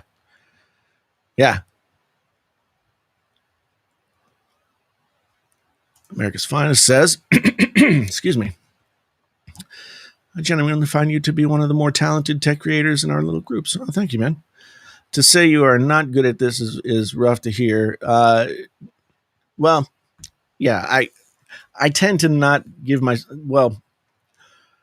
this is part of the pattern for me. It's both a good and a bad thing in the sense that like it's a good thing because I'm never satisfied with what I'm doing. It's a bad thing because I have a really difficult time recognizing my successes. So I appreciate that, man. I really do. 45 minutes from Philly, my in-laws owned a bed and breakfast in Lancaster County until about 3 or 4 years ago. And my wife grew up in Pennsylvania, mostly Western Pennsylvania, and then moved to Easton, and then moved to so yeah, I know that. I know the whole area. Got married in Easton. Well, really Lehigh, but still. Anyway, ex-wife is from, well, there are a lot of ex-wives from West Virginia. Lee.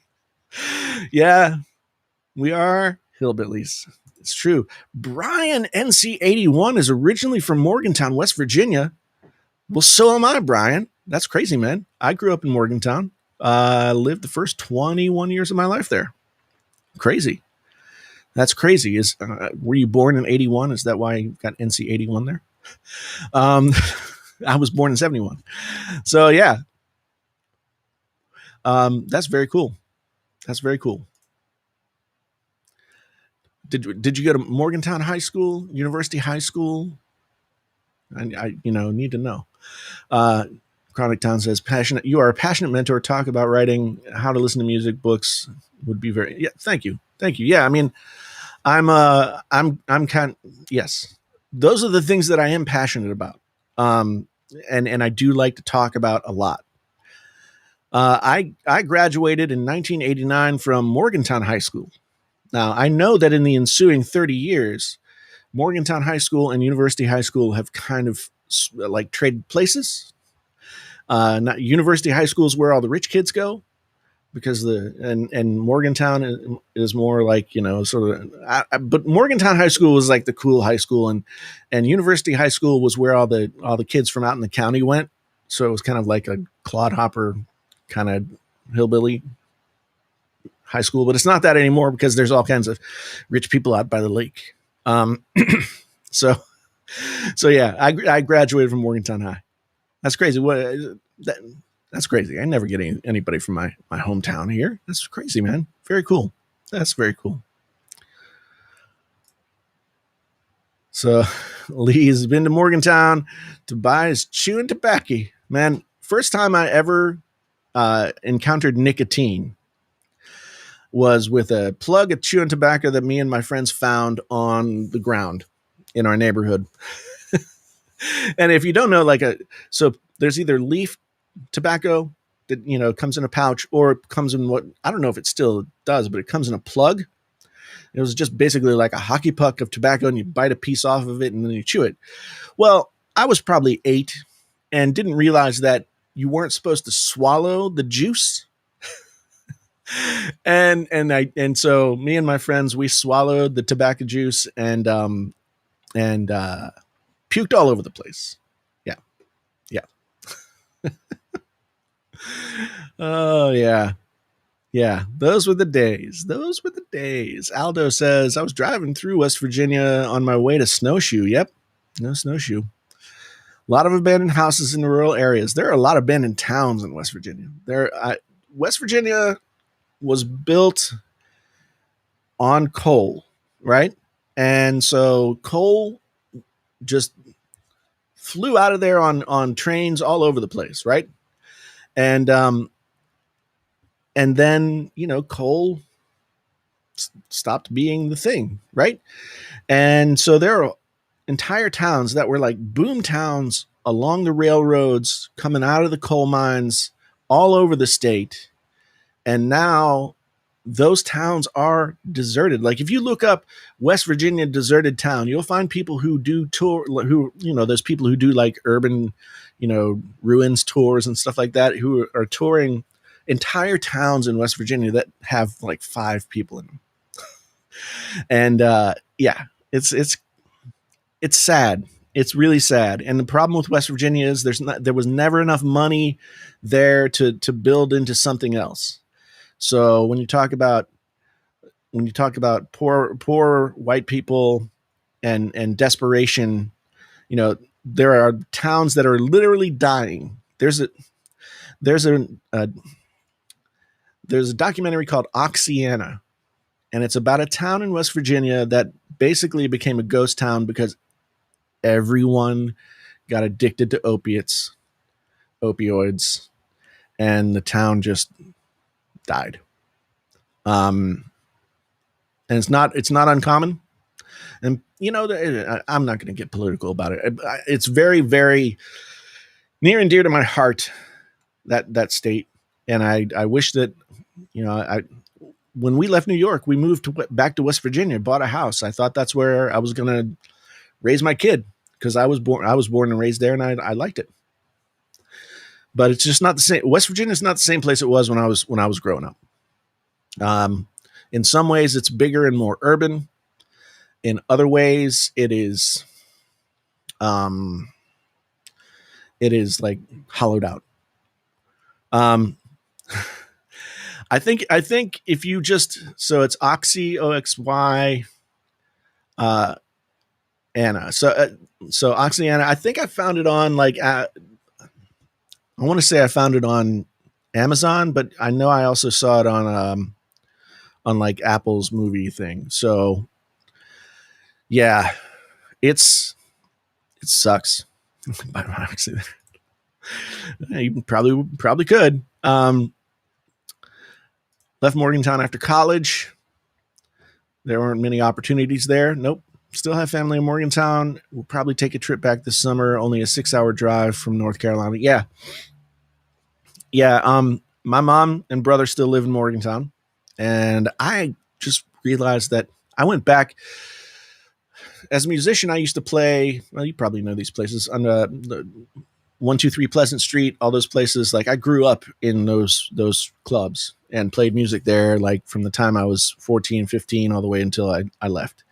And some of my best friends in the world are people who are connected to that. And like 6 or 7 years ago, I can't believe it's been that long. We had reunion and went back, and that's I haven't been back to Morgantown in probably 5 or 6 years. But um, my grandmother passed away in January, COVID complications. She was in her 90s. It wasn't she had a great long life. So she had passed away, but we didn't get to have any kind of service. We had a Zoom viewing, which you want to talk about bizarre. Going to your dead grandmother's funeral home viewing via Zoom is weird. Very weird. Um, but yeah, so I'm probably going back in early July if I can. But then again, I mean, I've got my grandson here now, and I don't know how much I'm going to need to be there. Yeah, that movie is from 2013. There's other stuff out there uh, about West Virginia. There's one about an EMT nurse, I think, who sort of takes on the opioid crisis in her town in southern West Virginia. West Virginia is not John Denver's West Virginia anymore. Kind of. I mean, I stay connected to Morgantown and WVU, where I went to undergrad. I stay connected following the sports. And so like WVU football, basketball, those are things that I follow religiously and watch every game that I can. I mean, I think I missed like 2 basketball games last year, 3 maybe, and 1 football game because it wasn't on TV. So, I mean, I have really I have really clear ties that way, but what precipitated the move to Iowa seems like a very chill place. Never hear anything happening there. Is that just media bias? Well, so I moved to Iowa to go to grad school. I went to so if if you're not familiar with writing and sort of like the whole writing scene, the Iowa Writers Workshop was the first graduate writing program in the world, and has since for I think it's now like 85 years, and produced about 30 Pulitzer Prize winners and 10 MacArthur Genius Grant winners. And like Flannery O'Connor went to the Iowa Writers Workshop, like Raymond Carver, like lots of famous people. So yeah, so I came out here, I got into that program, and that's what brought me out to Iowa. And then Iowa City is more um Iowa City is more like Morgantown was when I was a kid than Morgantown is now. Morgantown is a small town with a big university in it and not a lot of room to grow because it's a very it's in the mountains. So it's in this valley and in and amongst the Appalachian Mountains, and it is very close quarters, and it's kind of grown just really tight, and it's not comfortable like it used to be. So, um, there's a part of me that wants to have a place there. There's a part of me that wants to move back there.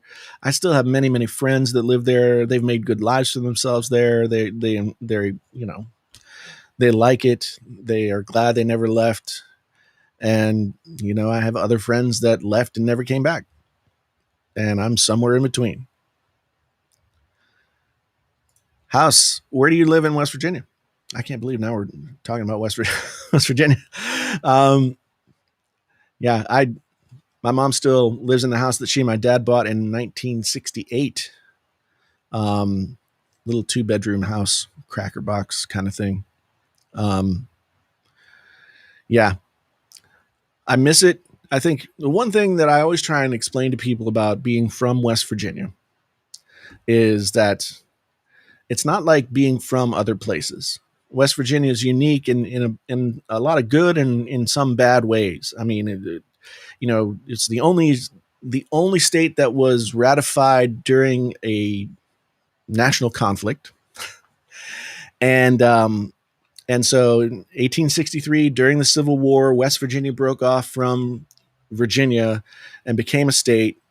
And so the North has in many ways never claimed West Virginia. It's officially like below the Mason-Dixon line. In fact, part of the border of the state is the Mason-Dixon line.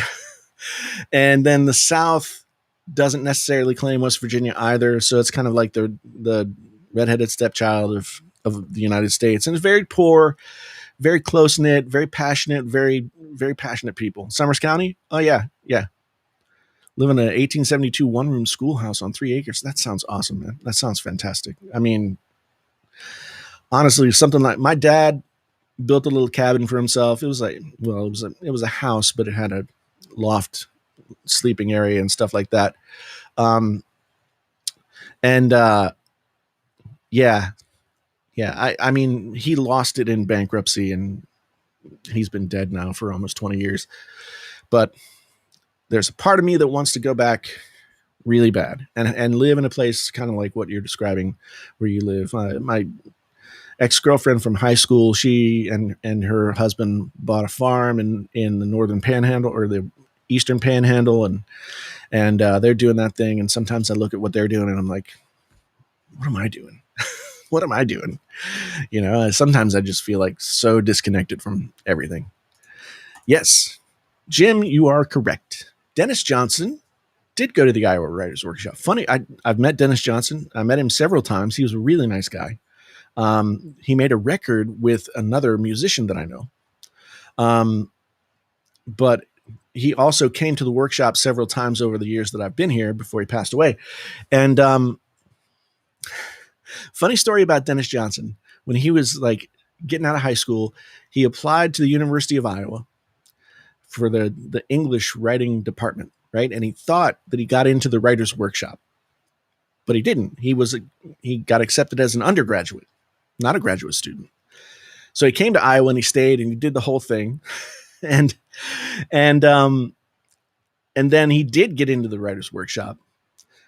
But everything in Jesus' Son is semi-autobiographical. And so, funny story, the story Emergency. So Dennis Johnson worked for a time as an orderly in Mercy Hospital in Iowa City. It's just a hospital right downtown. And he worked as an orderly, and there's a big sign, like it's just a street level sign. It's not like other hospitals where there's, you kind of have to drive through a big parking lot. It's just a street level like sign that says emergency. And that's what he took the name of the story from. And that is the hospital where my grandson was born last week. so yeah, very Iowa City is like steeped with stuff. Like Kurt Vonnegut finished Slaughterhouse-Five here. Just all kinds of stuff. I mean, that's another part of my life. I could talk for hours and hours and hours about writing and writers and everything else. Jefferson incorporated Summers County first as an unconstitutional act against the people with only 30% approval. Hamilton ordered against Jefferson. Yeah.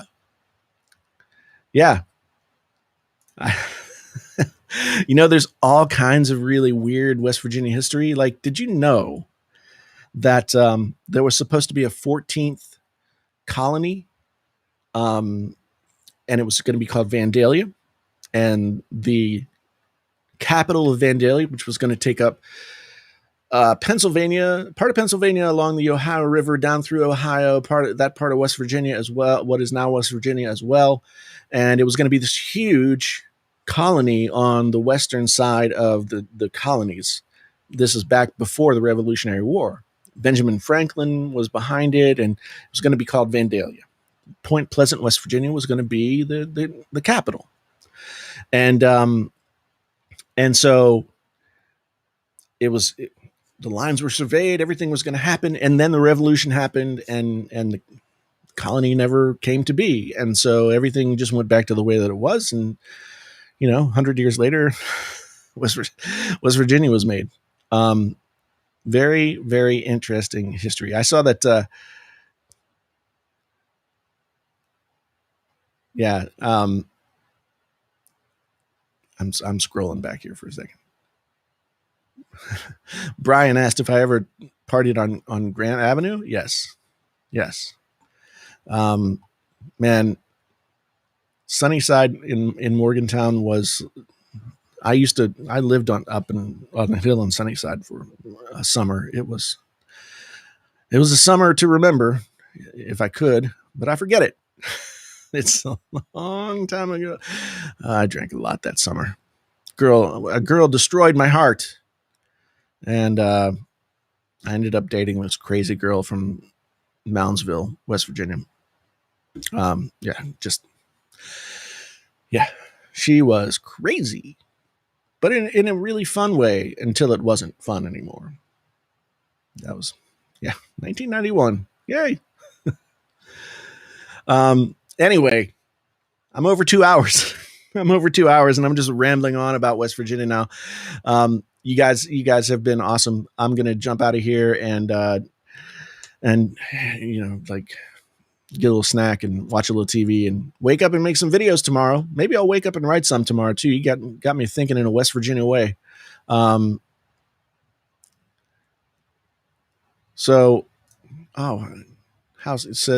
you live used to be a part of Greenbrier. Interesting. Yeah. It's unincorporated. Man, I've tried to explain unincorporated to people before, and they don't understand unincorporated. You guys have been awesome. This is, good stream tonight. Thanks for hanging out. Thanks for being around. I always write about West Virginia. If you guys, I've written one novel. It's available on Amazon. It's actually the ebook is free because I don't care if I'd rather people read it than make money. Remember how I said I was bad at business? It's called The 14th Colony. It's sort of, The 14th Colony by Jason T. Lewis. And it's free on the Amazon. I can find it real quick if you guys want a link.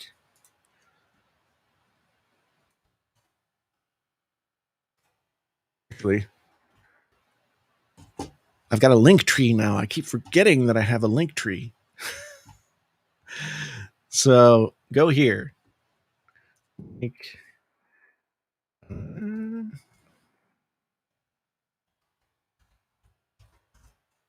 There we go.